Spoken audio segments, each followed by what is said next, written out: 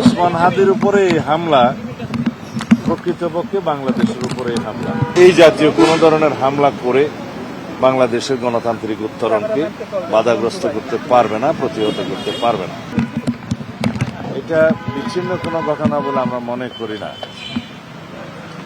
নির্বাচনের তফসিল ঘোষিত হয়েছে 10 তারিখ,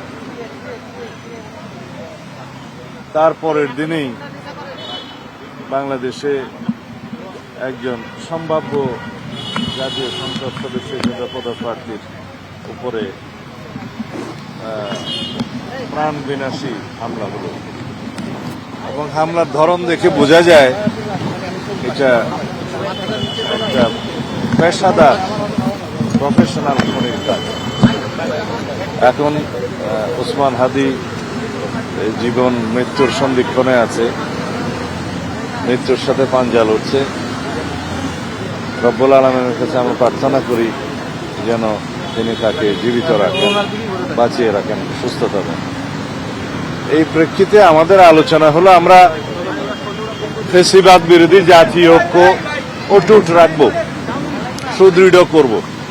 আমাদের মধ্যে রাজনৈতিক বিতর্ক হতে পারে, সামনে নির্বাচন, বিভিন্ন রকমের রাজনৈতিক বিতর্ক হবে, কিন্তু আমরা ওই পর্যায়ে বিতর্ক করব না যাতে করে আমাদের ঐক্য বিনষ্ট হয়। আমাদের চেতনা হচ্ছে জুলাই। হার্টের যত্নে বিশ্বসেরা ক্যানোলা তেল এখন বাংলাদেশে।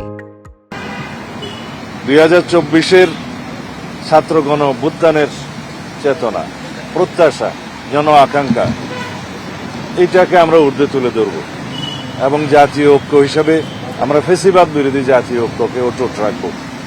এই জায়গায় আমাদের কোনো আপোষ নাই। আমরা মনে করি নির্বাচনের এই সময়টায় যারা বাংলাদেশে নির্বাচন চায় না এবং নির্বাচনকে যারা একটি গণতন্ত্রের উত্তরণের পথ হিসাবে দেখতে চায় না, শক্তিশালী বা রাষ্ট্র বিনির্মাণের বিপক্ষে যারা, প্রকৃতপক্ষে গণতন্ত্রের বিরুদ্ধে শক্তি, তাদেরই এই কাজ। তারা বাংলাদেশেও আছে এবং বাংলাদেশের বাইরেও আছে। পতিত ফ্যাসিবাদকে অবশ্যই আমরা এই বার্তা দিতে চাই, এই জাতীয় কোন ধরনের হামলা করে বাংলাদেশের গণতান্ত্রিক উত্তরণকে বাধাগ্রস্ত করতে পারবে না, প্রতিহত করতে পারবে না। আমরা সকল গণতান্ত্রিক রাজনৈতিক দল আমরা ফ্যাসিবাদ বিরোধী জাতীয় ঐক্যে অটুট থাকব এবং আগামী জাতীয় সংসদ নির্বাচনকে যে কোনো মূল্যে আমরা অর্থবহ করব, বিশ্বাসযোগ্য করব এবং এমন একটি বিশ্বাসযোগ্য নিরপেক্ষ নির্বাচন হবে যা বিশ্ব স্বীকৃত হবে। সেই জন্যেই আমরা কাজ করছি এবং আমাদের মধ্যে রাজনৈতিক সংস্কৃতিটা যাতে সেভাবে বহাল থাকে আমরা সবাইকে আহ্বান জানিয়েছি।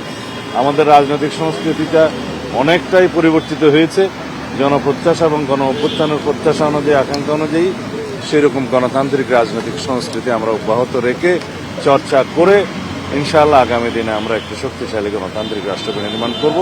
আমাদের এই গণতন্ত্রের উত্তরণের পথটাকে আমরা যেন আরো সহজ করতে পারি, সেজন্য সবার সহযোগিতা আহ্বান করছি আমরা।